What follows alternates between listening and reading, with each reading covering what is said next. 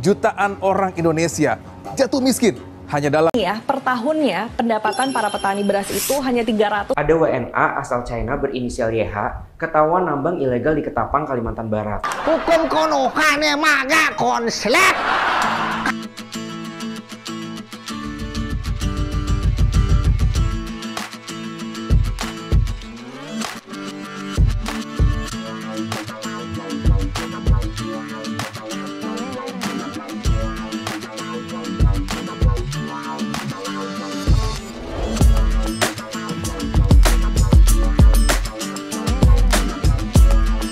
Assalamualaikum warahmatullahi wabarakatuh. Berjumpa kembali dengan Romlia Pratama. Teman-teman sahabatku semuanya, gimana kabar kalian? Mudah-mudahan kalian semuanya baik-baik saja beserta keluarganya di sana. Teman-teman sahabatku, buat kalian yang baru gabung, yang baru nonton video ini, silahkan di subscribe dulu, di like dan di komen guys.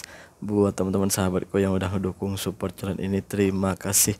Mudah-mudahan kalian semuanya diberikan keberkahan umur, keberkahan rezeki, dimudahkan segala urusannya, baik urusan dunia maupun urusan akhirat. Amin ya rabbal alamin.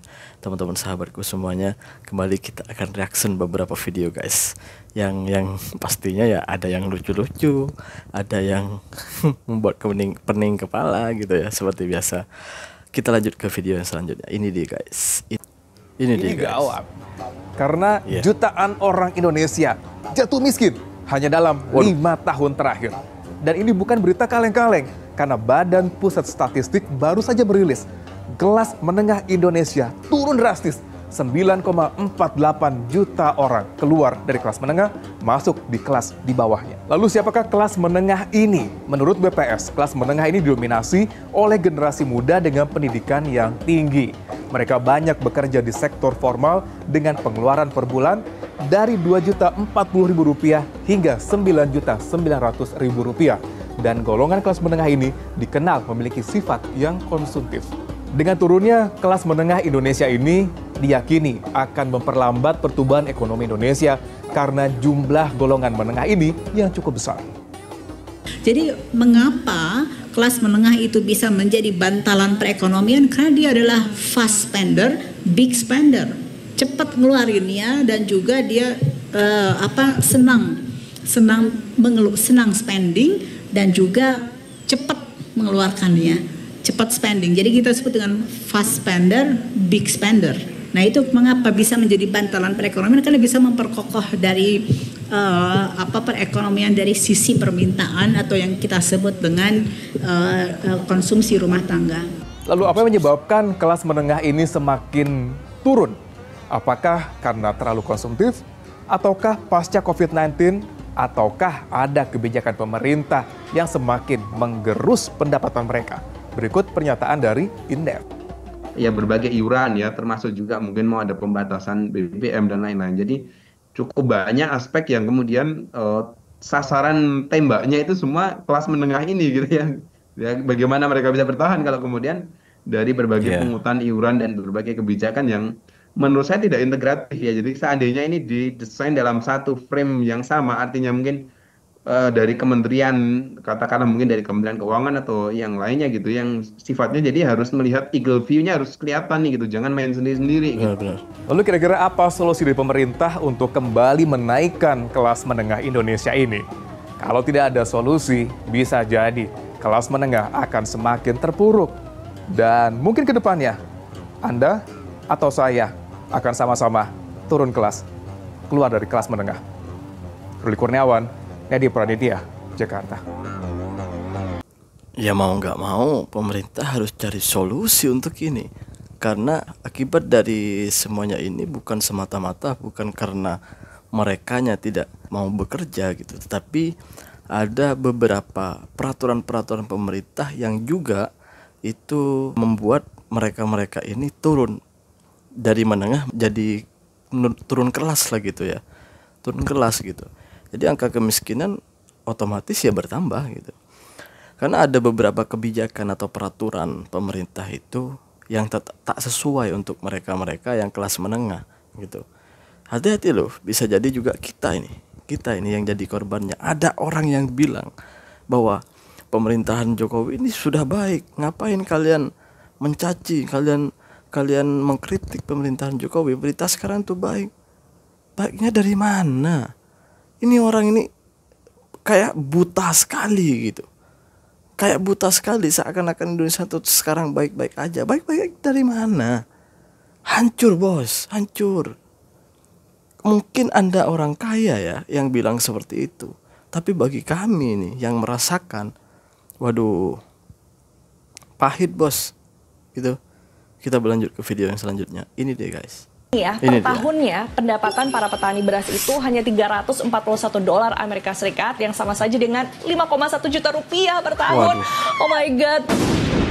Bayangin nih ya, gaji UMR Jakarta aja itu 5 juta rupiah buat per bulan ya. Sementara ini pendapatan petani ya sebesar 5,1 juta rupiah itu untuk per tahun. Shock banget gak sih dengernya kayak disambar geledek? Iya. Nah ini masalah petani. Kalian dengar sendiri.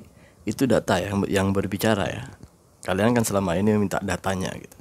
Ini data yang berbicara bahwa petani kita itu penghasilannya per tahun 1 tahun itu ya 1 tahun 5 juta rupiah. Setara kalau duit sini itu 5 juta sama dengan sekitar 1.700 lah, 1.700 apa 1.800 lah, lebih kurang itulah gitu. 1 tahun guys, bukan 1 bulan gitu. 1 tahun, bukan 1 bulan ya. Sekali lagi 1 tahun. Ini kenapa lumbung padi kita itu berkurang di Indonesia. Jadi petani padi yang buat untuk beras itu kenapa berkurang di Indonesia? Salah satunya ini. Dan salah satunya juga keterbatasan pupuk. Jadi pupuk itu selain mahal juga susah untuk dicari gitu guys. Jadi ada beberapa faktor sebenarnya kenapa petani di Indonesia itu beras itu kenapa tidak memproduksi banyak yang sudah sudah berhenti gitu untuk menanam padi itu ya salah satunya ini gitu. Kita berlanjut ke video selanjutnya guys. Ini dia. Tahu nggak betapa baiknya hukum di Indonesia ini? Ada WNA asal China berinisial YH ketahuan nambang ilegal di Ketapang, Kalimantan Barat. Kerugian negara sampai 1 triliun lebih. Sudah disidang di PN Ketapang 28 Agustus 2024. Dan tahu hukumannya apa? Berdasarkan pasal 58 UU nomor 3 tahun 2020, ancaman hukumannya kurungan 5 tahun dan denda maksimal 100 miliar. Nggak salah. Yang bener aja. Rugi dong. Negara ruginya 1 T, tapi dendanya maksimal 100 M. Dan coba yuk, aku ajak mikir ya. Mungkin nggak ada orang nih, orang asing lagi, kucuk-kucuk datang ke Indonesia langsung tahu ada lokasi tambang emas di Ketapang, Kalimantan Barat. Terus udah ngeruk sebanyak itu, nggak ada yang lihat, nggak ada yang tahu. Terus hasil tambangnya pakai sihir, nggak perlu pakai jasa pengiriman, dikirim entah kemana. Ya pastilah ada kerjasama sama orang dalam. Dan udah aja, pasti nggak bakal diusut juga. Ini yang ketahuan ya, selama orang dalamnya belum ketangkep, pasti masih banyak di luar sana. Makanya sering denger kan, Indonesia ini sebenarnya kaya, cuma pengelolaannya aja yang gila. Ya, Indonesia ini sebenarnya kaya. Gue setuju itu. Cuman pengelolaannya itu aja gila, bener. Bener ini, gak bener ini pengelolaan gitu. Coba bayangin ini. Ini ya tambang ilegal ini yang merugikan negara yang ditangkap kemarin itu merugikan sebesar 1 triliun. Dendanya cuma berapa? 100 M. Bayangin coba. Ibaratnya gini kita ambil gampangnya aja ya, ambil gampangnya. Kita ngambil uang negara 10 ringgit. Dendanya hanya 10 sen. Ibaratnya gitulah. Hanya 10 sen. Aduh, enak dong. Lebih baik kita ambil punya negara dulu dong, merugikan negara dulu. Habis itu kita dapat hukuman cuma 10 sen kok. Kita ambil 10 ringgit, hukumannya 10 sen, dendanya 10 sen. Samannya hanya 10 sen gitu. Enak dong kalau gitu kan. Bener gak? Kok bisa gitu ya? Dan sayangnya lagi, gue yakin setiap pengiriman itu pasti ada orang dalamnya, orang Indonesianya gitu. Nggak mungkin orang luar ini bekerja sendirian. Dan sampai sekarang, Anda tahu, nggak ada itu yang namanya ditangkap. Kenapa nggak diusut tuntas ini? Kenapa hanya orang utamanya aja, ya orang China-nya itu aja? Dan itu pun belum kita nggak tahu itu benar atau tidak. Itu yang nambang ke atau hanya umpan saja atau ada bosnya di sana? Kita belum tahu juga. Itu benar-benar bosnya atau siapanya? Kenapa nggak ditangkap lainnya itu? Yang ya pasti ada yang ngirim itu, pasti ada orang Indonesianya itu, yang ngasih jalan itu pasti itu. Kenapa nggak ditangkap? Siapa mereka? Kok aparat kayak takut gitu? Ya seperti itulah guys.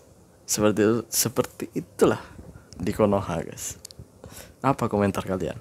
Silahkan komen di bawah. Dan jangan lupa sholawat guys. Assalamualaikum warahmatullahi wabarakatuh.